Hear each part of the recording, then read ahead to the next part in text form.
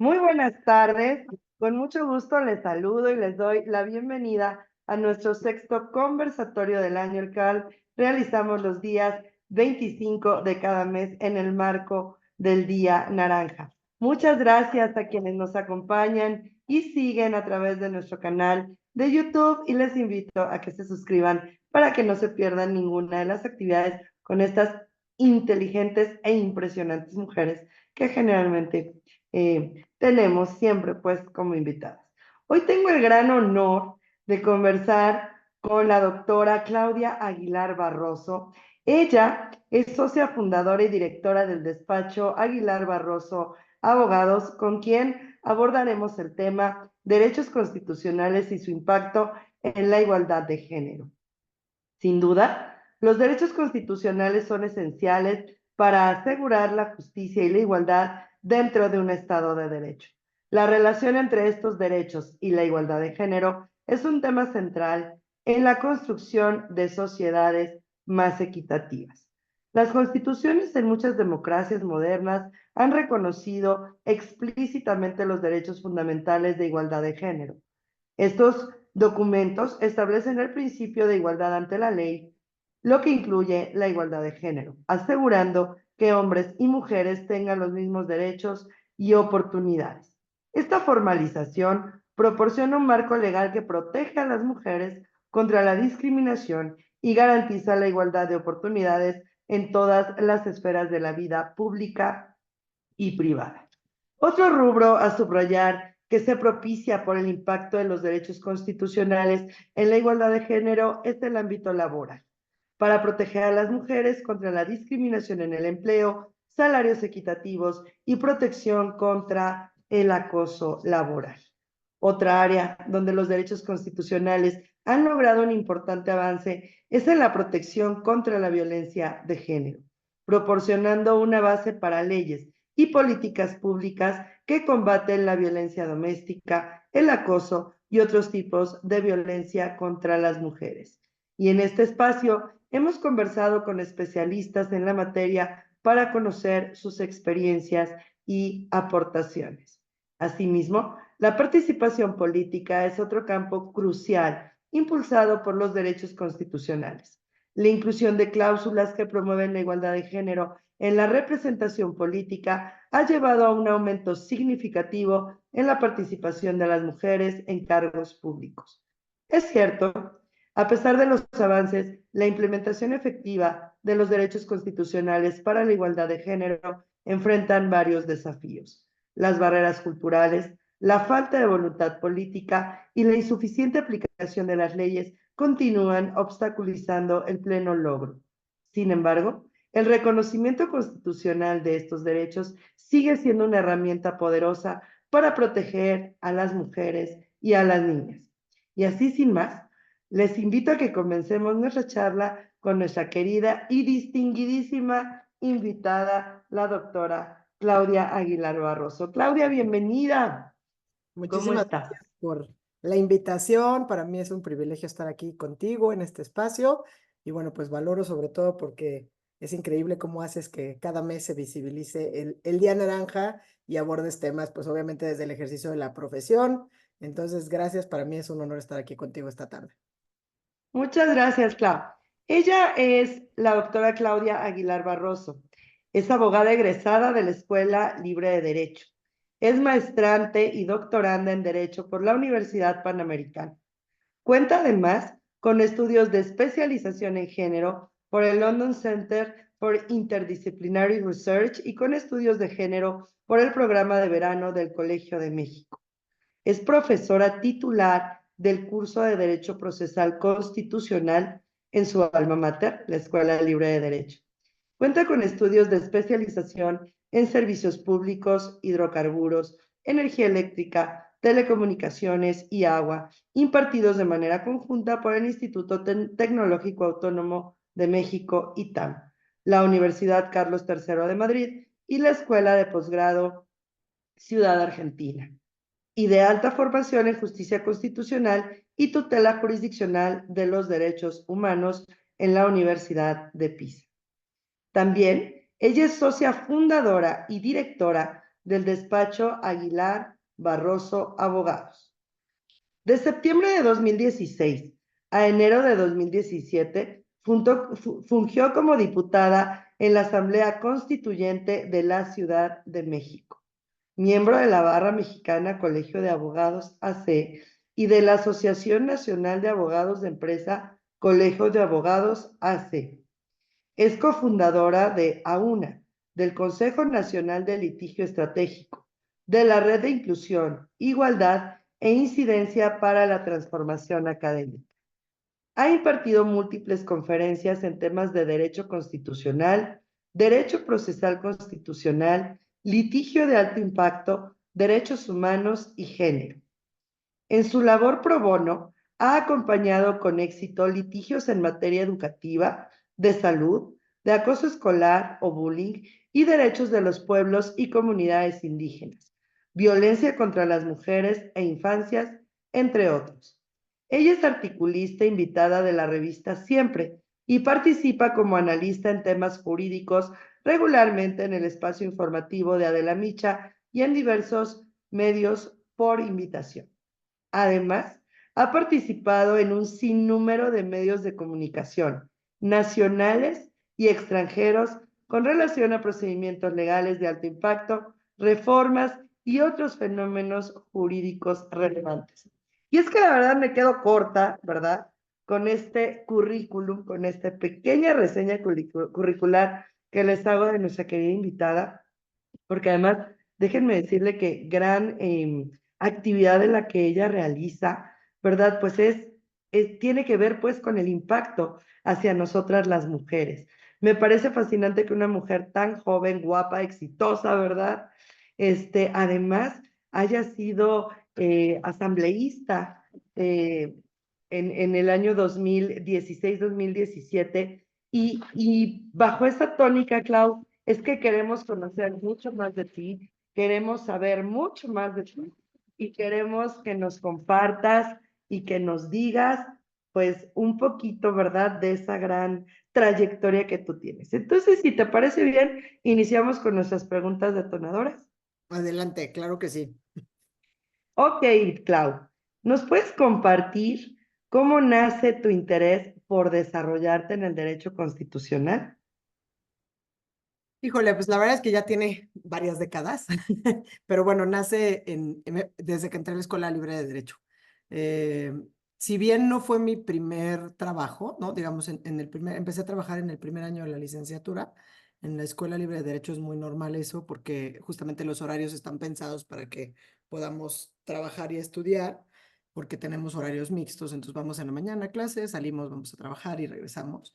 Y empecé a trabajar en una notaría de un profesor que me daba clases en ese momento y pues como que fue mi primer trabajo, entonces no la pensé. Pero ahí tenía un gran profesor que nos dio una optativa, o sea, no se acostumbraba, pero como que era un profesor que nos daba sociología y su vocación era ser abogado constitucionalista y entonces a un grupillo nos dijo que sí, digo, nos lo ofreció a todos, pero bueno, algunos levantamos la mano y hacía una especie de pues módulo optativo de derecho constitucional, donde me acuerdo que empezamos a leer, oye, algo que hoy por hoy sigue estando súper vigente, ¿no? Que era esta discusión de quién debe ser el guardián de la Constitución, quién debe controlar los actos del legislativo, etcétera. Leíamos a Carl Schmitt y a Hans Kelsen, y bueno, la verdad ahí como que un tema un poco teórico, que en esta pregunta que me haces, pues sí me doy cuenta que es desde ahí. Sin embargo, mis primeros 3 años de la carrera no me dediqué a eso, me dediqué al derecho notarial. Luego confieso que si bien fue una gran oportunidad, la verdad, como pues pasante, porque era una notaría pequeña, entonces estuve involucrado como que en cosas más relevantes que nada más estar revisando puntos y comas. La verdad es que se me hizo un poco aburrido, tedioso el día a día, ¿no? De la notaría. Y cambié y me fui a trabajar primero unos pocos meses, la verdad, a la Suprema Corte con el entonces ministro Sergio Salvador Aguirre Anguiano, a quien la verdad luego le renuncié para irme a trabajar a un despacho de litigio constitucional. Y bueno, pues la verdad es que desde ahí encontré que esa era mi vocación, ¿no? En la corte era un buen lugar, sin embargo, pues no estaba toda en la parte teórica muy importante, sino que era como una parte muy de tramitología. Y pues ya estando en el despacho, ahí es donde encontré que eso era pues mi vocación y la verdad es que me he dedicado a esto desde que voy en cuarto año de la carrera, ¿no? Me encanta el litigio constitucional, me gusta el litigio administrativo también, pero como que toda la parte de la teoría de la Constitución, los derechos humanos, los cambios que ha habido que te obligan siempre a reinventarte, a estudiar, a encontrar otras vías, ¿no? Pues obviamente a mí me tocó formarme en esa en el momento académico de la reforma de Zedillo, ¿no? La reforma del 95 que le da cabida o surgimiento a la Corte y al Poder Judicial Federal como lo conocemos hasta hoy. Y pues a 30 años de distancia, pues también es bien interesante estar viviendo este momento donde está sobre la mesa una reforma constitucional, donde puede tocar la integración de todos los órganos, de jueces, magistrados, y en el camino hacia este momento, pues hemos pasado por la reforma constitucional en materia de derechos humanos, cómo toca el tema del interés legítimo. Esto ha catapultado, pues tú leías un poco en la semblanza, ¿no? Como que el litigio estratégico, cosas que antes a lo mejor no existían, que empiezan a surgir cuando, pues la convencionalidad, los derechos humanos. Y bueno, pues esta reforma también de 2021 que cambia los paradigmas un poco en términos de lo que entendemos por jurisprudencia, la jurisprudencia por precedentes. Entonces, bueno, pues es una materia que como te puedes dar cuenta, sí, no solo me apasiona, sino que te obliga a siempre estar como que actualizándote, ¿no? Y tú, obviamente desde tu práctica profesional, pues qué mejor lo que lo sabes y lo ves en la cotidianeidad, ¿no? Entonces, pues así empezó, aquí sigo y pues espero seguir por mucho tiempo mientras tengamos a dónde aportar algo, por lo menos si ya no es en la práctica, pues en la teoría. No, bueno, es que además yo siempre les digo, el derecho electoral es como mi primer amor, pero si tuviera yo que serle infiel, le sería infiel con el derecho constitucional. También trabajé yo ahí en un juzgado de distrito y la verdad es que es fascinante el derecho constitucional. Clau, Bueno, ¿me pues dejas además tú me preguntar y dices me del dejas hurgar electoral. un poquito en tu vida personal? Claro. Ok, sí, primero pido autorización. Y es que en una mujer empoderada, poderosa, que yo estoy viendo en la pantalla y quienes también están viendo esta entrevista ven, pues seguramente también vamos a encontrar, ¿verdad? A una mujer, a una persona, a una niña, a una chiquita, a una Claudia chiquita, que desde seguramente em, desde que tenía 5 o 6 años, 6 añitos. Quizá no todavía sabías que querías ser abogada y mucho menos, ¿verdad?, que querías dedicarte al derecho constitucional, sobre todo si fue hasta la carrera, que estos mentores tan importantes que se vuelven para nosotras, pues van apareciendo en nuestras vidas, que nos van guiando y nos van llevando a ese cajón en donde queremos encajar y en donde tenemos mucho que aportar. Clau es la más chica, es la más grande, tiene más hermanos, tiene más hermanas, Ujú. tiene una mamá que es abogada, tiene un papá que es abogado, tiene papás que no son abogados. Este, Claudia, de repente, ¿de dónde siendo tan pequeñita? Eh, Otro día vamos a platicar de mí, porque yo sí sé en qué momento decidí ser abogada y era yo muy chiquita, era yo muy, muy chiquita. Bueno, ni siquiera sabía que tenía yo que estudiar, ¿no? O qué había que estudiar, pero sí quería yo, sí, sí sabía que quería ser abogada. Y Claudia, ¿dónde encuentra ese match? ¿Dónde encuentra ese yo quiero ser abogada? Y si lo veía en su casa como ejemplo, que no necesariamente tiene que ser así. O sea, muchas veces dicen, es que ya lo traía en la sangre. No, a ver, o sea, pues, y si nos hicieron una transfusión, ¿qué pasa, no? O sea, de pronto yo no creo tanto en esto de que es ADN y que lo traes en la sangre, porque en muchas ocasiones, pues pareciera que si no hacemos lo que nuestros papás son, pues entonces no seríamos buenos porque nuestros papás son terriblemente buenos y nosotras no seríamos tan buenas. O si hiciéramos otra actividad, seríamos bastante malas. Entonces yo prefiero dejar como esta pregunta más hacia qué fue lo que motiva a Clau, y cómo encuentra, dónde sabe ella, en qué si se pudiera regresar a la Claudia del pasado, donde esta Claudia le diría, aquí fue, aquí es donde nos enganchamos al derecho y queremos ser abogados. Oye, pero la verdad es que también fue muy chica. Yo creo que estaba en secundaria en los primeros años. O sea, me parece que primero de secundaria ya lo tenía como muy claro, ¿no? O sea, más chiquita en la primaria sabía que quería estudiar cosas de ciencias sociales, pero siempre era como, quiero ser antropóloga o quiero ser filósofa. Me encantaba como que hurgar en las civilizaciones. Y ya luego hablando de temas de género, siempre me acuerdo de esto porque mis papás me decían, es que te vas a morir de hambre.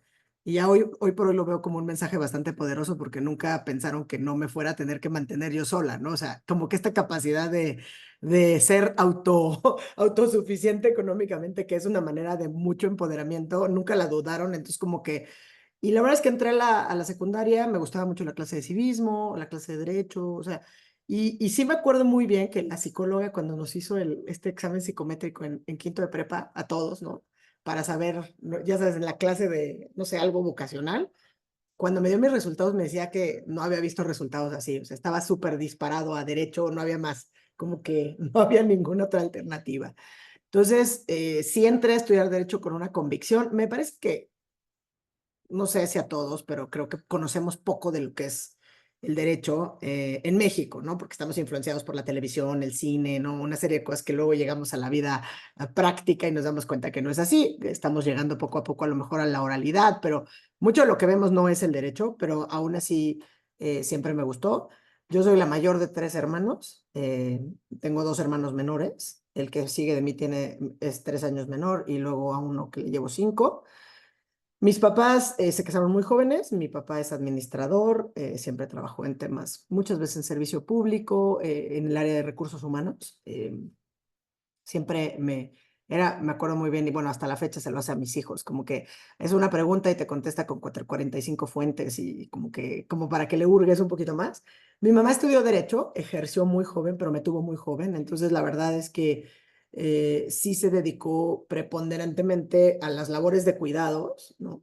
No remunerados, desde luego, pero se dedicó a eso y hoy por hoy, bueno, pues ya ejerce, pero más bien logoterapia, o sea, ya es terapeuta, pero sí estudió derecho. Entonces, digamos, no lo veía en el ejercicio de ninguno de mis papás, pero era lo mío.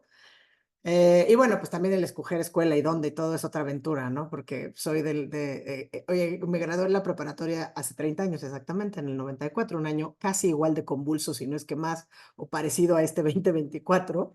Y no, yo quería estudiar en la UNAM y pues había una huelga y como que estaba medio dubitativa y algún compañero un poco más grande que yo pues me contó de la Escuela Libre de Derecho que no había, que era la mejor y que no había examen y bueno, así llegué a la Libre sin saber realmente lo que era, ni dónde estaba, ni de qué se trataba.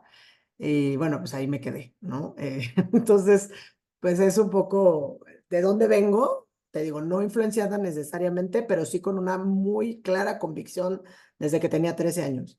Y mientras estaba en la carrera, es más, yo empecé a dar clases muy joven. Primero, digo, no en la libre, porque eso obviamente ya tienes que ser profesionista, pero daba clases de derecho en la escuela en la que yo estudié, le daba a los chavos de prepa. La primera generación en la que me invitaron en realidad era la generación de mi hermano chico, entonces no quise ir porque dije no me van a respetar ni un poquito, si soy la hermana de su amigo, pero al siguiente año di clases, varios años, me gustaba mucho dar clases en preparatoria, les daba clases de derecho como tronco común, entonces bueno, pues ya sabes, fundamentos de la división de poderes, les hacía un examen práctico, me acuerdo mucho porque cada año cambiaba nada más en el año que estaba, ¿no? Pero la suplencia del presidente, ¿qué pasaba si no estaba el presidente? Y bueno, lo disfrutaba mucho. Algún año di clases de civismo en secundaria y eso puedo decirte que no lo disfruté. Los niños de secundaria no me gustaron nada. Este, ahí siempre dije, seguro cualquier cosa que yo haya hecho en secundaria la pagué dando clases en secundaria y no lo volvería a hacer.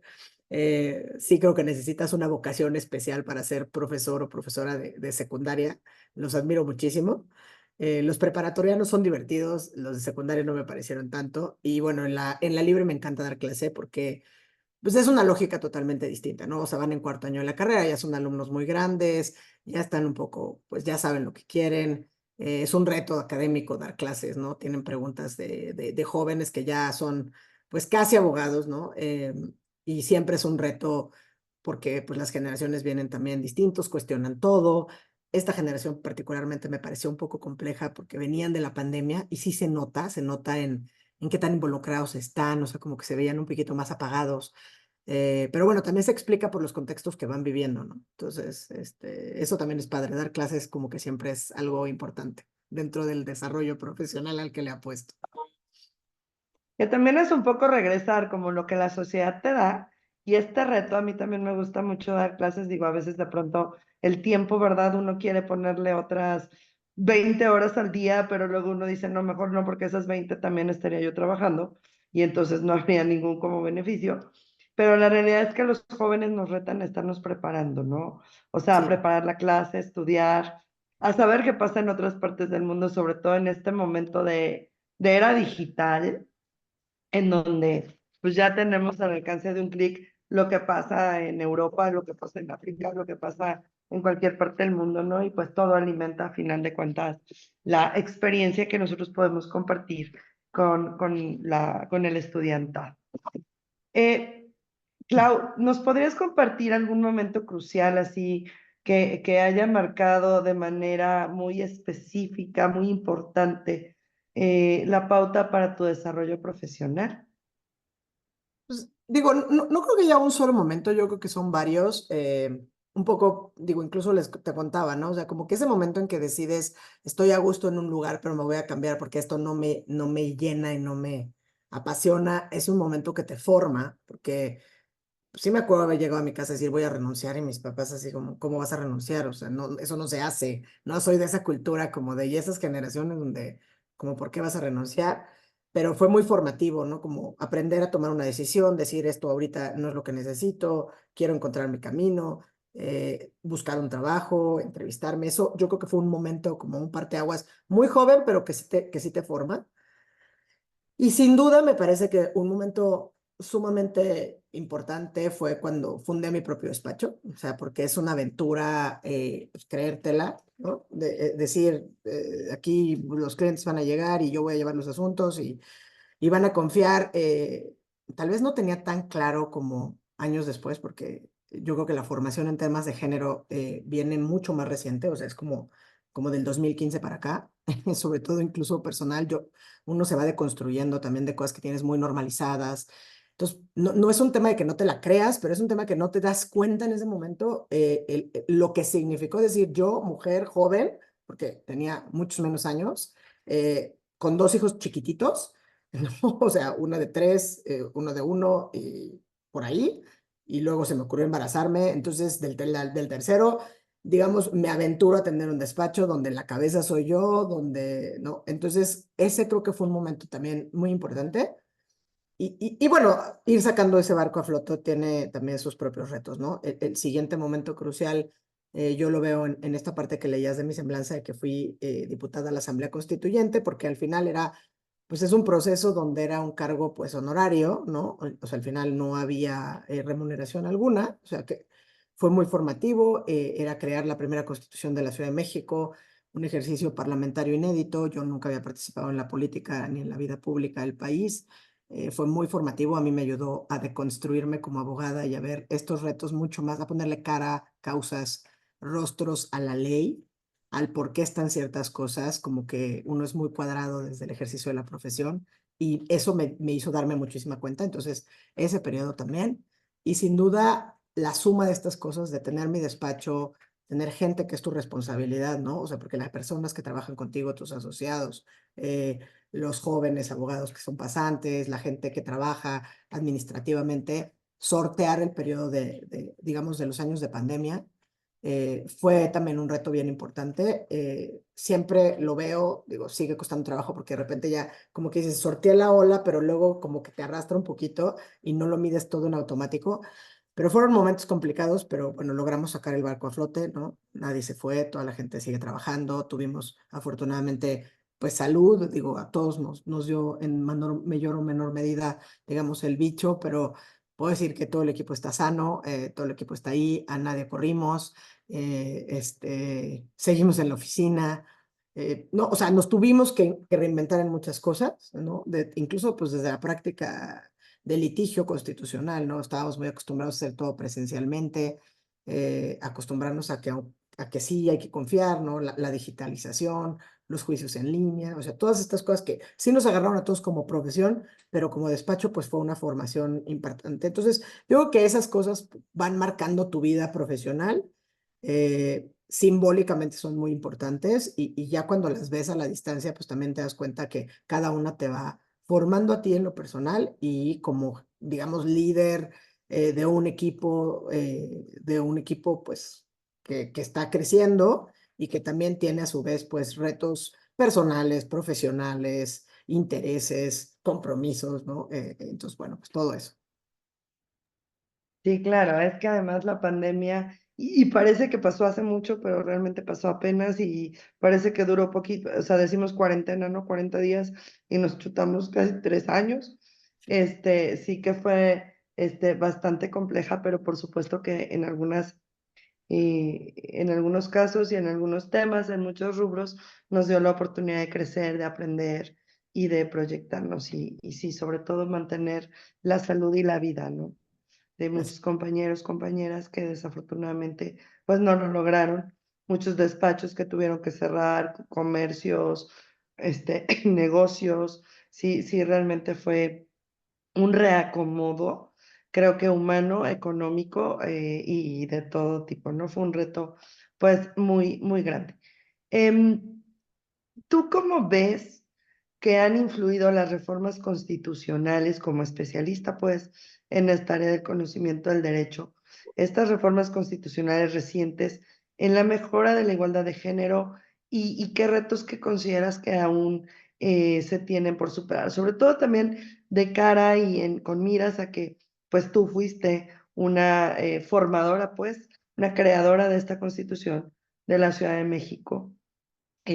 ¿Cómo es que ves que estas reformas influyeron? Digo, porque podemos también hablar de no solamente en un tema cuantitativo, ¿verdad? Si ya se logró la paridad, sino en un tema cualitativo y hasta qué punto también reconocemos que el hecho de que haya la mitad de mujeres no implica que haya una agenda de mujeres. Y también me parece que reconocerlo es parte de resolver el problema, ¿no? De empezar a trabajar. ¿Tú cómo lo ves? sí, sin duda, a ver, lo dijiste muy bien, ¿no? Hay que distinguir de lo cuantitativo de lo cualitativo, pero sí creo que hay que empezar por lo cuantitativo, ¿no?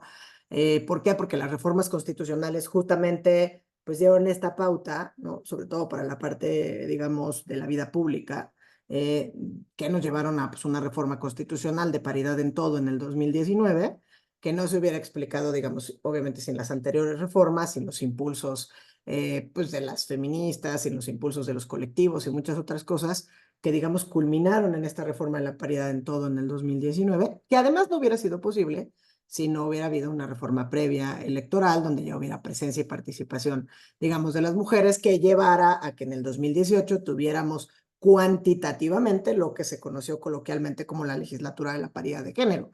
Y es así, sin duda hay que distinguir, o sea, fue cuantitativa porque mucho se criticó, bueno, a ver, no estaban al frente en la toma de decisiones, no eran coordinadoras parlamentarias, no eran las mujeres no estaban a cargo de las comisiones, digamos, más importantes, donde está el dinero en Hacienda o Justicia o puntos constitucionales, no, estaban a lo mejor en educación, en turismo, en cultura, cosas que tradicionalmente se asocian, ¿no? Como con lo femenino, pero sin duda, de ese cuantitativo sirvió a lo cualitativo porque gracias a esa legislatura de paridad de género pues digamos, con independencia de los partidos de los cuales provenían esas legisladoras, pues se impulsa la reforma de la paridad en todo que, bueno, pues es una realidad en 2019 y que, por lo menos en mi opinión, junto con la de reforma en materia de derechos humanos de 2011, está llamada a ser pues la más importante de este país, justamente por lo menos en términos de derechos humanos y de la igualdad sustantiva, ¿no? Que es como lo planteas. Eso pues nos lleva y nos pone con la ruta histórica, pues hoy por hoy, a que tenemos por lo menos hasta este momento, bueno, pues ya una virtual presidenta electa, que será la primera presidenta, o sea, titular de un ejecutivo federal en nuestro país, después de 200 años, de 65 titulares hombres en la presidencia. Tenemos una presidenta de la Suprema Corte, tenemos una presidenta en el Consejo General del INE, tenemos magistradas electorales como tú, ¿no? O sea, es decir, la presencia de las mujeres en los espacios públicos es muy relevante y creo que eso sí cuantitativamente cuenta porque la representación cuenta. Es súper importante que te veas, ¿no? Que haya algo que te vea, que te permita verte reflejado. Ya después viene la agenda o la perspectiva de género y las dos cosas ¿no? Un poco junto con pegado, ¿no? Tener mujeres en los espacios no es equivalente a agenda de género de ninguna manera.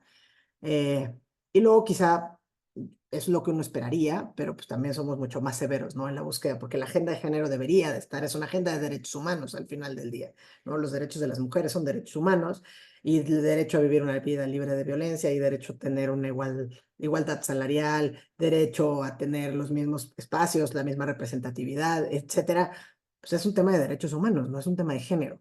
Entonces, pero es muy chistoso porque no se los exigíamos tradicionalmente o de la misma manera a los hombres, y sí somos incluso las mujeres mucho más severas al juzgar que porque llega una mujer tiene que tener esta agenda de género, ¿no? Yo creo que sí está mucho dicho, o sea, lo cuantitativo ayuda a impulsar agenda de género. Hay no todas las mujeres dispuestas a impulsar agenda de género, pero sí hay voces que cuentan, ¿no? Entonces, habrá temas que hoy por hoy están en la agenda pública que antes de la paridad o antes de la presencia de las mujeres, pues era impensable. Y podría citar el primer ejemplo que me viene a la cabeza, que es el tema del Sistema Nacional de Cuidados o los sistemas de cuidados, ¿no? Cualquier mujer cuando le habla de lo que es un Sistema Nacional de Cuidados o cuando son los cuidados, entiende que nos estamos refiriendo a las infancias, a las personas con discapacidad, a los adultos mayores, pero que es una tarea que si quieres tener igualdad sustantiva, tiene que haber una parte que te ayude a que eso también esté solventado, porque pues además está medido estadísticamente que equivalen a cerca del 36% del Producto Interno Bruto. Entonces, eso es una agenda de género, ¿no? Vamos a tener que pasar por otras cosas que son mucho más complejas, los derechos sexuales y reproductivos de las mujeres, evidentemente, pues el tema de la violencia obstétrica dentro de todas las otras formas que pueden existir. Me parece súper importante, por ejemplo, que hablemos también del tema fiscal con perspectiva de género. O sea, yo creo que tenemos que ir avanzando en la construcción de una agenda de género, pero eso todavía está como que, no sé si años luz o qué tan pronto, porque, por ejemplo, hace algún tiempo alguien me decía, oigan, yo quisiera entender cómo se dio esta discusión para que los hombres se dieran espacios. Y entonces la paridad de género la reforma fuera posible. Y me acuerdo que yo les dije, es que no la vieron venir. O sea, como que no podían votar en contra, pero a la vez siempre, si te fijas en la práctica, hay resistencias. O sea, es paridad en todo, pero oye, a ver, es que en los partidos políticos vamos a registrar las candidaturas a gubernaturas. No, espérate, solo tres. Y vienen los lineamientos. No, es que no le corresponde al INE poner los lineamientos, tendría que ser la Cámara de Diputados. Oye, pero estás en omisión. Ah, bueno, pero de todas maneras, entonces siete, no, entonces seis. Y siempre están, digamos, buscando. Y pasa lo mismo con las acciones afirmativas de otro tipo, ¿no? Ya ahorita lo vimos con escándalos como el de las personas que se autoadscribieron como si pertenecieran a la comunidad trans, lo cual me parece sumamente violento. Y, ¿no? Pues, ¿dónde lo curas o cómo evitas que esas cosas pasen, ¿no? O sea, hay un tema de que la norma puede ayudar a la transformación de la sociedad, pero al final, pues, quienes tenemos que transformarnos somos un poco la sociedad para respetar y para eventualmente alcanzar esta igualdad sustantiva, ¿no? Yo creo que la representación va a contar y va a contar mucho.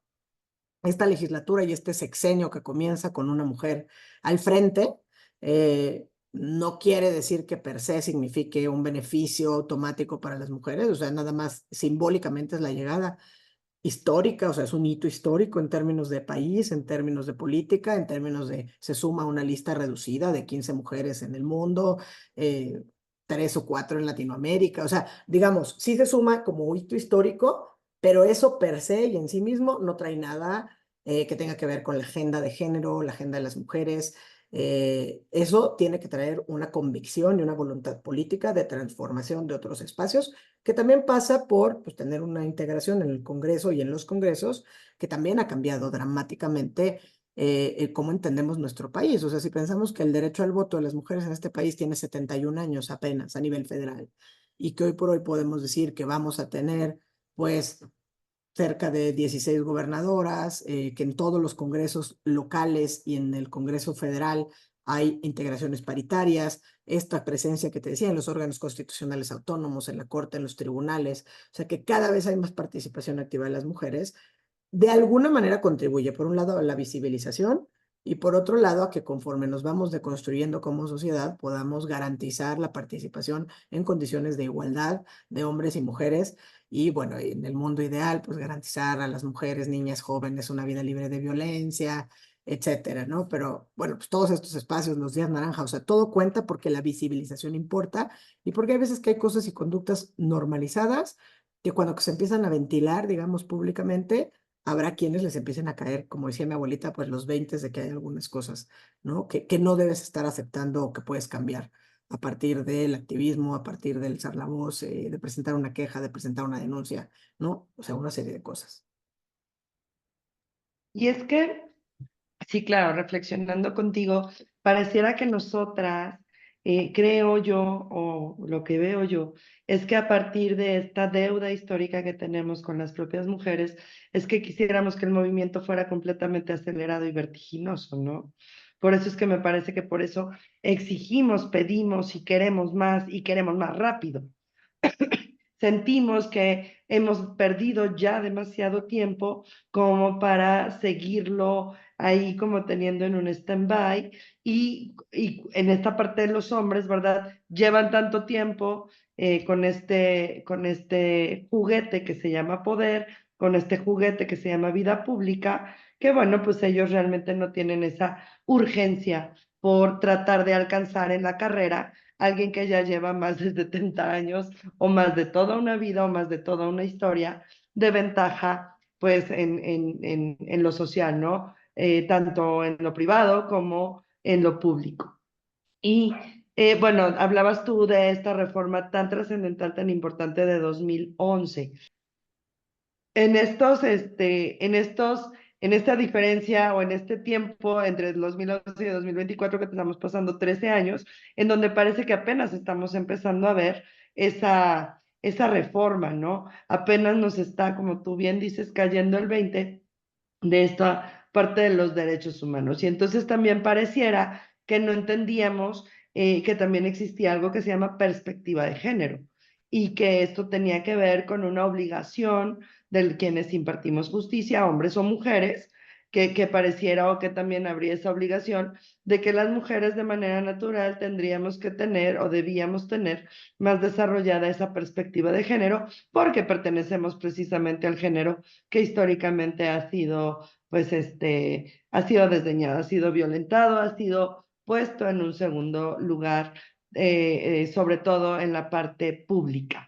Y cómo estas reformas, si han logrado o no, pues, generar esa igualdad, pues que tanto estamos añorando, porque pareciera que todavía falta un camino por recorrer, falta un camino largo por recorrer. Tú decías años luz, yo espero que sea un poquito menos, ¿verdad? Pero sí, pareciera que vamos avanzando a pasos bastante cortos. Y bajo toda esta tónica, Clau, ¿tú cómo crees que han influido las reformas constitucionales recientes en la mejora de la igualdad de género y qué retos aún crees que se tienen por superar? Sobre todo tomando en cuenta esta reforma de 2020, de las mujeres propiamente, empoderar a las mujeres, de tener a las mujeres en una vida libre de violencia, porque bueno, antes de ello, y hay que decirlo también, ni siquiera se pensaba, sobre todo en otras ramas del derecho, en materia electoral la realidad es que es demasiado vertiginoso, es demasiado rápido. Y tenemos que aplicar la convencionalidad, aunque nuestra norma local o nuestra norma doméstica no lo contemple, pues vamos trayendo, ¿verdad?, del derecho internacional y de las convenciones distintos principios, y vamos aplicando y vamos tratando de crear este sistema, de fortalecer más bien el sistema, más que crearlo, de fortalecerlo y dar una solución a un problema que es vigente, ¿no? Aunque la norma a veces pareciera que está a años luz de tocar y de abordar los problemas eh, vigentes de la sociedad. ¿Tú cómo ves? ¿Cómo crees que esas garantías constitucionales y esa reforma han o pueden generar o enfrentan más bien esos desafíos en la aplicación práctica? A ver, yo creo que son varias cosas. Decías tú hace rato y voy a retomar porque dijiste, hoy es un cambio que a veces parece lento. Yo diría más bien, de los 70 años que tenemos, digamos, del voto, ¿no? Del 71, y siempre me gusta hacerlo como un poco personal porque mi mamá tiene 71 años, o sea, mi mamá nació en el 53, ¿no? Entonces, pues es algo que está cerca, o sea, como que uno lo piensa y dices, oye, me es cercano, o sea, mi mamá, no es que sean tres generaciones, ¿no? Entonces, cuando uno lo ve así, Entonces, te das cuenta que el cambio ha sido, de alguna manera en los últimos años, bastante vertiginoso o rápido. Es decir, lo primero fue muy paulatino, muy lento, ¿no? Del 53 a quizá 2014, ¿no? Pero digamos, el tema de las cuotas de género como acciones afirmativas, garantizar el 30%, nada. ¿Y por qué hablo mucho de lo electoral? Porque eso impulsa lo otro. Claramente, a ver, si no, podríamos estar hablando de la igualdad salarial. Está prevista desde la Constitución, desde 1917, a trabajo igual, salario igual. No distingue hombres y mujeres. Y seguimos hablando de brecha de género, de brecha salarial. Entonces, no importa que la norma lo diga, ¿no? Esta igualdad formal, pues no es suficiente. Tenemos que llegar, como tú decías al inicio, a la igualdad sustancial. Entonces, los cambios en lo electoral han servido porque impulsan agenda y llegan pues de repente legisladoras valientes que van con agenda y que sí lo impulsan y que sí ponen, pues no podríamos hablar de feminicidio y de sí no reconocer el trabajo de Marcela Lagarde y de los Ríos, no podríamos estar pensando en la participación política de las mujeres y las candidaturas, haber tenido 2 candidatos a la presidencia sin pensar en Cecilia Soto, en Rosario Ibarra, es decir, en todas las mujeres que estuvieron antes, ¿no? Que te van así abriendo el camino. No podríamos pensar en una ministra al centro de la herradura, ¿no? La ministra Piña, sin pues una primera ministra como Cristina Salmorán de Tamayo y las mujeres que estuvieron adelante, tener magistradas electorales, ¿no? En todos los órganos regionales, en los locales, sin todo esto, porque todo va de la mano. Entonces, pero sí me parece que son esas 2 reformas igualmente importantes. O sea, hablar de derechos humanos de las mujeres, porque eso te garantiza toda la parte de la vida en ambos aspectos, tanto en lo público como en lo privado. Y es muy reciente que hemos cambiado también en el entendimiento que las mujeres tienen derecho a una vida libre de violencia y que eso significa hacia el interior.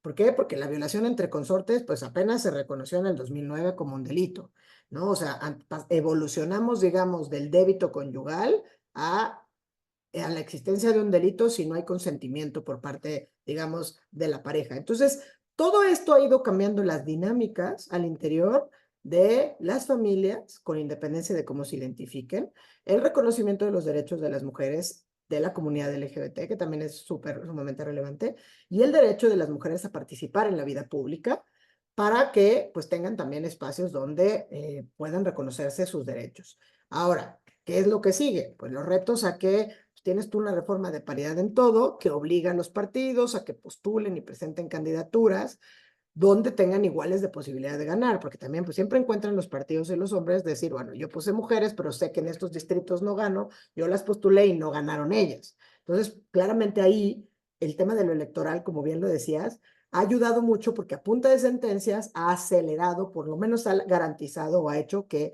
esto se vuelva no letra muerta, sino que efectivamente se realice, ¿no? Entonces, yo creo que todo esto va de la mano, ¿no? Tenemos muchas leyes que protegen, digamos, el tema de la paridad de género, pero muchas leyes que protegen los temas de las mujeres y que de la mano con esta reforma del 2011, las convenciones específicas como la Convención de CEDAW o Belemdo para que garantizan los derechos exclusivamente de las mujeres, me parece que es importante, ¿no? Tenemos ley para la igualdad de las mujeres y los hombres desde 2006, la Ley General de Acceso a las Mujeres a una Vida Libre de Violencia desde el 2007, hay reglamentos obviamente de estas legislaciones, la ley para prevenir y sancionar la trata, o sea, es decir, ejemplos eh, con nombre y apellido de mujeres de los temas que transversalmente afectan a las mujeres, a las niñas y a las jóvenes, son muchos, o sea, formalmente tenemos, me parece, un bagaje o un catálogo muy amplio y robusto, lo que falta es la transformación social, ¿no? Es decir, sí tenemos mecanismos que garanticen que las mujeres tienen una vida libre de violencia en lo formal. Los datos, sin embargo, pues lo que reflejan es que las mujeres son víctimas de violencia, que tenemos esta estadística terrible de feminicidio, esta estadística terrible de violencia, la encuesta ENDIRE que mide la relación de violencia en las relaciones familiares, establece que todas las mujeres, más del 60% de las mujeres entre 15 y 23 años han sufrido cuando menos un episodio de violencia en sus relaciones, que son estadísticas dramáticas, pero que si miden las relaciones, entonces lo que tenemos que hacer es transformar. Y ahí pues hay que entender, y tendrán que entender los hombres, que como decían, ahora sí que en los reels y en los memes, no es un pie, o sea, los derechos humanos no se acaban porque haya una participación igual, o sea, al final es una participación, es un tema de derechos humanos, hombres, mujeres y personas que se adscriben a la comunidad LGBTQI+, tenemos los mismos derechos y tenemos los mismos derechos a que sean protegidos, garantizados y que podamos participar en la vida pública de nuestro país. Y obviamente, pues que podamos, digamos, desarrollarnos de una manera como nosotros queramos, ¿no? O sea, al final acceder a lo que, ahora sí que sin dañar a nadie más, pero pues también podamos hacerlo. Entonces, creo que estamos en un buen momento, me parece, para este tipo de reflexiones, por lo menos en lo formal, yo creo que tenemos mucho avanzado. En lo formal, en las leyes, ¿no? En las convenciones, los tratados internacionales, se dice mucho, se habla, ¿no? Está el violentómetro digital. O sea, se reconocen muchas realidades. Es más fácil hablar con las jóvenes y con las niñas, ¿no? Decirles que salgan y que estén mucho más conscientes de no normalizar la violencia, ¿no? Que no son micromachismos, que todo esto es violencia. Y por el otro lado, pues está el gran reto de que transformemos a la sociedad, bueno, digamos, a lo mejor dije 100 años luz, pues a que sea una verdadera sociedad igualitaria donde todas las personas tengan todos los derechos y podamos vivir, digamos, en libertad. Creo que la oportunidad de la representación pública siempre ayuda, ¿no? Siempre ayuda voltear a ver, ¿no? No es lo mismo ser una abogada y estar estudiando y ser la única en el salón con puros profesores hombres, con puros jefes hombres, pues que llegue una chava hoy por hoy a una facultad de derecho y tenga la mitad y la mitad de compañeros y compañeras, que el profesorado también tenga un poco de todo, que en su primer trabajo o en sus trabajos también tenga esta representación, porque todo eso va contando, ¿no? Entonces, oye, a mí me encantaría ser diputado o senador, pues no ves ninguna, pues parece que te está vedado, ¿no? O sea, es como, no, aunque no haya una prohibición expresa, pues parece un coto vedado, y hoy por hoy yo creo que esa ventaja de todas estas mujeres que nos han precedido hace que para las niñas y las jóvenes, pues por lo menos en lo formal, parezca que nada de esto es imposible, ¿no? Que si quieren ser diputadas, senadoras, gobernadoras, eh, participar como presidenta de un organismo constitucional autónomo, estar en la judicatura, o sea, que todo es posible, ¿no? Y todo es posible que puedes tener una mujer sentada en la silla del águila a partir del 1 de octubre y que esperemos que sea la primera de muchas que vayan a estar allí. Sí, claro, esta parte inspiracional que además creo que las mujeres más que los hombres lo vamos,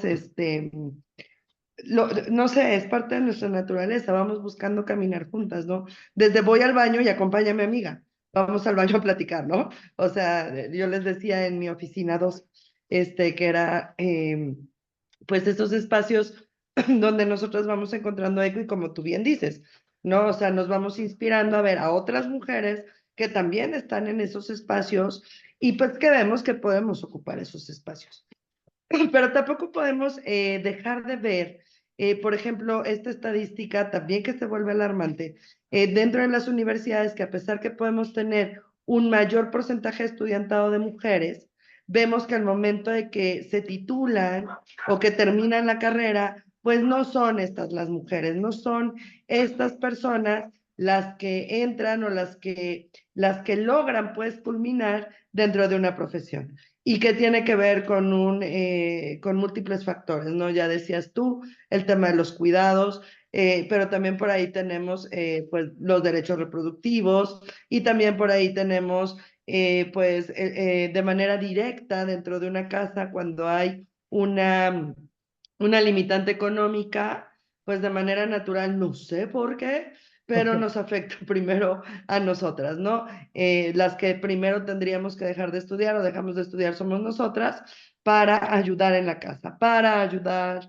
para hacer, para... Entonces me parece también que esta parte habrá que seguirla trabajando sin normalizarla y sin pues más bien entendiendo, ¿verdad? Que nosotras, las mujeres, somos igualito de capaces que los hombres y que también tendríamos el mismo derecho también a continuar con nuestros estudios porque en muchas ocasiones, desafortunadamente, pues también somos cabezas de familia, ¿no? No contamos con una pareja que nos ayude a mantener o a educar o a ver o a cuidar o a lo que sea, a lo que las mujeres tenemos que hacer. Clau, tú dentro de la carrera, ¿sufriste algún tipo de violencia? Pues mira, es que lo dices muy bien y la verdad es que uno acaba tan normalizando las cosas que luego no te das cuenta, ¿no? Entonces, yo creo que todos de alguna manera fuimos pues, violentados, violentadas desde la parte de la invisibilización, de ustedes se van a casar, a ustedes no vale la pena, le están quitando el espacio a alguien, van a colgar el título en la sala de su casa. Pues digo, la verdad es que si te cuenta, yo me acuerdo que nos lo decía la única profesora que tuvimos en primero, nos decía eso, la única profesora mujer, ¿no? O sea, es como, es que está topado, hay una regla no escrita, pero la escuela acepta 30% de mujeres y 70% de hombres. Eso ya no es actual, por ejemplo, en el caso de la escuela, pero ella nos lo decía y ella lo justificaba diciendo, y si la Escuela Libre de Derecho quiere ser la mejor escuela, necesita tener abogados en el foro. Y las mujeres no van a estar en el foro, entonces, pues qué bueno que le cierren la puerta. Entonces era como, imagínate, estás en primero así, con la ilusión de yo voy a ser una abogada y pues te aplastan así como hormiga en el instante uno. Y eso claramente es súper violento, ¿no? Obviamente hay casos mucho más dramáticos, ¿no? De los cuales tenemos conocimiento. Por eso también cuando leías, hay cosas que a uno le van cayendo en los 20, por eso es increíble dar clases, porque hay cosas que ya no hiciste por ti, sino que lo haces por las futuras generaciones, ¿no? Entonces, cofundé, por ejemplo, la red de inclusión por la transformación académica, justamente pensando en generar redes con las instituciones públicas y privadas para evitar que estos temas de violencia contra las estudiantes estén normalizados, ¿no? Que podamos estar claros de que es necesario que hayan protocolos que protejan a las mujeres, sobre todo a las alumnas, ¿no? De actos que tradicionalmente, pues, eran aceptables, ¿no? Desde que te invita a salir el profesor, que luego, pues, ya son novios, pero no importa porque ella es mayor de edad y cosas que tenemos muy normalizadas, porque, pues, ya es mayor de edad, tiene 18 años y no importa. No, o sea, hay un tema ahí de poder que tienes que alcanzar a ver. Entonces, todas estas cosas pues han ido formando un poco, por eso las causas en las cuales participo, ¿no? Leías también a una, o sea, obviamente pues es un tema de empoderar mujeres para que participen en la vida pública, ¿no? Para que participen en la formación y en la política de este país. Y desde luego que yo creo que en el caso de las estudiantes en las universidades, aunque uno no lo sea o no haya sido, partes de que no te das cuenta. Yo creo que todas de alguna manera fuimos desde el que te saludó, te obligaba a saludarte de beso, te obligaba a tomarlo del brazo para subir las escaleras. O sea, que son ejemplos que hoy uno que lo menciona y dice, no, no estaba bien, o sea, pero al final pues, no te atrevías a alzar la voz. Creo que las alumnas y las jóvenes hoy por hoy necesitan de esas otras voces para que cuando se atreven a alzar la voz, se les diga, no está bien. O sea, no, es un alto y es un momento, no está bien, nada de que los piropos y era tan lindo y es un abuelito, no importa, todo eso no está bien. Entonces, sí, creo que sí, y que me tomó tiempo darme cuenta, ¿no? Te toma tiempo hasta cómo te afectan las cosas, o sea, cuando de repente te descubres, dices, oye, pues yo era bien segura y bien entrona y de repente dejé de serlo, ¿por qué pasaría? Y hablabas de un dato que me parece muy importante que creo que hay que atender. Este porcentaje de mujeres que culminan sus estudios, digamos, los créditos, y que luego no se titulan. No, yo tengo también esa convicción, o sea, como que me encantaría ir a buscarlas a todas y decir cómo te ayudo y qué hacemos para que te titules, porque me parece que hay una serie de factores que sí efectivamente les afectan de manera mucho más relevante a las mujeres, ¿no? Está medido hoy por hoy también después de la pandemia como muchas que ya estaban en la vida, ¿no? En la población económicamente activa y bien remunerada tuvieron que regresar a labores de cuidados, dejar sus trabajos, dejar la escuela, ¿no? Porque tú misma lo decías, oye, pues no sé, falleció el padre responsable de familia que él se hace cargo de las infancias, entonces, pues, ¿quién renuncia a qué? Entonces, todo este tipo de cosas creo que sí, de una manera mucho más relevante afectan a las mujeres. Y que debiera de haber también una perspectiva ahí un poco para darte cuenta o qué está pasando, por qué de repente en tal año no hay mujeres, ¿no? Como que a lo mejor tener esta curiosidad un poco institucional, académica, de estarle rascando un poquito más a qué es lo que está pasando, en lugar de nada más asumir, ah, no, es que no estaban listas para esto, el reto era demasiado, no aguantaron la presión, son muy sensibles, ¿no? Este tipo de cosas que realmente no tienen ningún fundamento, pero que lo encuentras de manera muy, muy, muy frecuente. Entonces, yo creo que sí hay que buscar a esas mujeres para que puedan terminar. A mí me ha gustado mucho ver en épocas recientes, por ejemplo, en el espacio en el que yo estoy en la Escuela Libre de Derecho, pues mujeres que llegan, se titulan después de 10, 15 años, que van acompañadas de sus parejas, con sus hijos e hijas. Entonces, porque sí creo que eso es relevante, ¿no? También, incluso, porque a veces hay como un poco, como que te entra la vergüenza de, no, me tardé 10 años o 15 años, entonces a mí me gusta decirles, pues llegaste aquí en el momento y el día que tenías que estar aquí sentado, ¿no? incluso a lo mejor para esos hijos que están ahí sentados, ver a su mamá que a pesar de el tiempo, el reto, no sé, a veces incluso pues las vicisitudes, o sea, a lo mejor una quedó embarazada en cuarto año, tuvo que dejar los estudios y luego regresar, qué relevante y qué importante es que sus hijos la vean, ¿no? La vean culminar su ciclo, dedicarse a esto y saber que pues nada es imposible, ¿no? Y que las cosas pueden no salir como uno las tiene planeadas, pero que al final puede llegar a buen puerto. Y es que de repente hay, como tú bien dices, tantas cosas que no advertimos como violencias, las normalizamos tanto desde el piropo, la nalgada, el subirte al camión, ¿no? Y que vas con un pánico terrible de si son puros hombres, en donde no sabes si ya pedir y te sientas junto a la única señora que fue al mandado y que dices, esta señora es la única que me va a poder cuidar. Y todos estos tipos de circunstancias y también reconocer, ¿no? Porque estamos hablando ahorita o estamos enfocándonos un poco a estas mujeres que están en las universidades, pero también reconocer a todas ellas mujeres que son indígenas. Tú también trabajas con este rubro, ¿no? A todas estas mujeres que no han tenido la oportunidad de prepararse, a mujeres que ni siquiera a veces pueden hablar o hablan español, pues hablan el idioma y hablan su lengua materna, cómo resienten de una distinta manera todo este tipo pues, de asimetrías, de desventajas y pues, de diferencias, pues, de este impacto diferenciado, además con una interseccionalidad que además las vuelve más vulnerables aún de solamente, y lo estoy entrecomillando, solamente el tema de género. Clau, ya casi para terminar, ¿nos podrías comentar alguno de tus asuntos pro bono, esos que dices, marcó mi vida, marcó la diferencia en mi carrera, o sea, sí, ya sé que soy súper, súper buena, pero este asunto no me lo esperaba yo y ha sido de los más satisfactorios? Pues mira, yo creo que hay varios, pero por ejemplo, te diría durante la pandemia o previo a la pandemia, cuando empezó a haber escasez de los medicamentos para los niños con padecimientos oncológicos, nos llegó el asunto de una menor de edad pues, que no tenía los medicamentos, ¿no? No le iban a dar los medicamentos y cuando vimos, digamos, la receta y para un paciente de cáncer, pues tienes un protocolo y pues, el medicamento se tiene que suministrar en la dosis, en el plazo, ¿no? Como está seriado.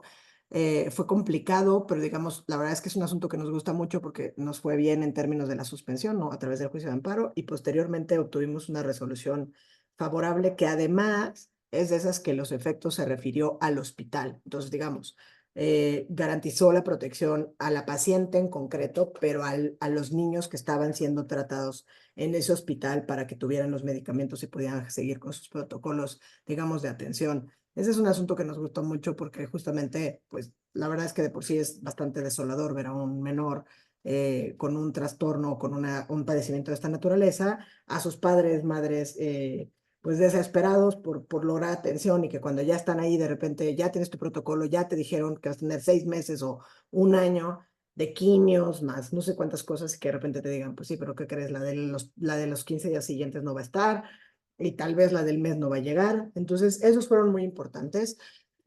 Algunos que tuvimos, digamos, en general durante la pandemia, porque apoyamos al principio, sobre todo, después hubo muchos, creo que se hicieron muy virales, pero al principio de darles a los médicos los insumos necesarios para su propia, digo, para que se pudieran cuidar, ¿no? El material y además algo que fue bien importante en un caso específico, que les dieran la capacitación, porque de repente se volvieron hospitales COVID, hospitales pues, que tenían otra especialidad, ¿no? Entonces tenías un hospital de ginecobstetricia con todo el personal médico en general, enfermería, etcétera, con una capacitación que no tenían pues la menor idea de cómo entubar a una persona, ¿no? Entonces que también para ellos era un riesgo al final, incluso de responsabilidad, y esos asuntos fueron muy interesantes. Y bueno, la verdad es que te podría contar miles, ¿no? El tema de bullying en alguna escuela. Entonces, pues hay muchos que llevamos en el despacho casi todos estos de menores, de algunas mujeres en situaciones vulnerables, que han sido pues transformadores para nuestra práctica en general. Sí, esos que te rellenan te recargan la batería así como celular para decir, sí, esto estuvo bien, esto está complicado, pues, pero te da la pila para seguir adelante. Finalmente, Clau, siendo este referente tú importante en la sociedad y que te vemos pues además como un referente dentro de la abogacía, ¿qué consejo le darías a las mujeres que nos están haciendo favor de escucharnos o de vernos ya grabadas, ¿verdad? Que buscan una mayor participación dentro de la vida pública, dentro de esta profesión, nuestra profesión, que primariamente ha sido vetada, ¿verdad? Para los hombres, ha sido concebida, ¿verdad? Para los hombres y en donde, como bien dices, ha sido complicado visibilizar a las mujeres, pero además de visibilizarlas, reconocerlas en toda su valía. ¿Qué les dirías? Pues mira, la verdad es que tantas cosas, pero yo creo que para resumirlo diría que no hay que rendirse, ¿no? O sea, que al final pues tienes que perseguir lo que quieres y que dentro de estas cosas pues aprender a no rendirte y a no quedarte callado, ¿no? O sea, eso sí también es importante, no quedarse Claro, callada y pues seguir adelante. O sea, al final creo que hay mucho camino por recorrer, muchas mujeres que nos han abierto la brecha y el camino y lo han ido pavimentando, ¿no? Con estos símiles de rompiendo techos de cristal, que realmente es que pues, se van fisurando, pero pues hay alguien más que tiene que ir limpiando los cristalitos que van quedando y sorteando una serie de retos, pero eso es pues, seguir caminando, ¿no? Seguir caminando, no rendirse y no quedarse callada. ¿No? Encontrar aliadas, porque la verdad es que lo que sí he descubierto yo con todo esto es que contrario a lo que nos quisieron hacer creer durante mucho tiempo es las mujeres juntas sí somos muy fuertes, sí somos muy poderosas y sí sabemos generar alianzas en el beneficio de todas, ¿no? Entonces, pues hay que apostarle a eso. claro. Estos pisos pegajosos, ¿verdad? Esos techos de cristal, pero sobre todo también esos pisos pegajosos, esos cangrejitos que en lugar de ayudarnos a subir, nos van jalando para abajo. Pero sí, yo también coincido contigo y siempre también lo digo, no tenemos que ser amigas, no tenemos que ser mejores amigas, tenemos que ser aliadas, entendiendo que tenemos que avanzar de manera conjunta, pues para poder generar sociedades más equitativas, más igualitarias, más funcionales y por supuesto, pues más felices. Clau, de verdad que ha sido una plática padrísima, se me fue el tiempo rapidísimo y por mí te tendría aquí, pues más tiempo, ¿verdad? Pero yo sé que también tienes muchas cosas que hacer, tienes mucho trabajo que realizar y de verdad que te disfrutamos mucho en esta tarde, eh, en este ratito que pudimos conocer más a la doctora Claudia Aguilar Barroso, esta mujer fuerte, esta mujer que desde que la conocí, la verdad es que me impactó mucho, porque también tienen que saberlo, no es que Claudia y yo seamos amigas de mucho tiempo, es más, ni siquiera éramos conocidas de mucho tiempo. Lo que pasa es que me impactó mucho su formación, su carrera, y me parece a mí que es de lo que tenemos que hablar y es de lo que nos tenemos que alimentar las demás mujeres. De verdad, Clau, muchísimas gracias. Un beso para ti enorme. Gracias por este tiempito y estamos aquí para servirte, para seguir caminando juntas y para platicar todos esos actividades que todavía, ¿verdad? Nos falta por realizar juntas, pero también todos esos desafíos y todos esos avances que hemos tenido tanto en la Ciudad de México como en el estado de Puebla. Muchas gracias, Clau.